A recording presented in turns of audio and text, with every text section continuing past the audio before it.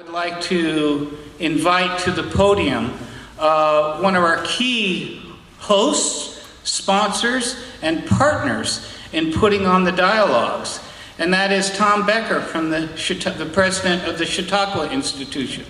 This has been an incredible partnership that we have had with Chautauqua for these 9 years, the institution and the Athenaeum Hotel. And as you can see when you came here this morning, the sun always shines over Chautauqua, at least when the dialogues are here. And so please, I would like to invite Tom to the podium to say a few words.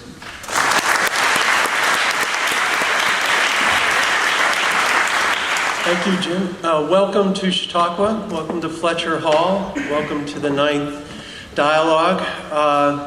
The ties between Chautauqua and this amazing organization and the work you do are deep and very personal. My good friend Greg Peterson is the inspirational source of the creation of the Jackson Center, and he had an early ally in Dan Bratton, who served as president of Chautauqua Institution for 16 years, was a really gifted leader and a remarkable human being, and was smitten by, well, Greg seduced him into a real commitment to the Jackson Center and its development. Unfortunately, those things of life, pancreatic cancer was diagnosed, and Dan died way too early. But our ties are both personal and also mission related. We care about the same subjects. In many ways, you all are kicking off week 10 of Chautauqua this summer. The weather sure feels like July.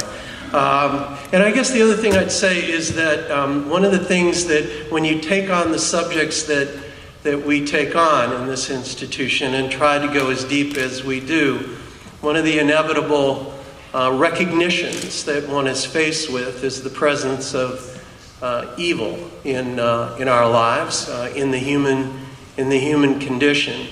And then what is the response to that? My good friend Roger Rosenblatt, who is a frequent participant in our programs, an essayist, novelist, memoirist, well, he's just full of himself. At any rate, he once gave a speech at Chautauqua about why I write.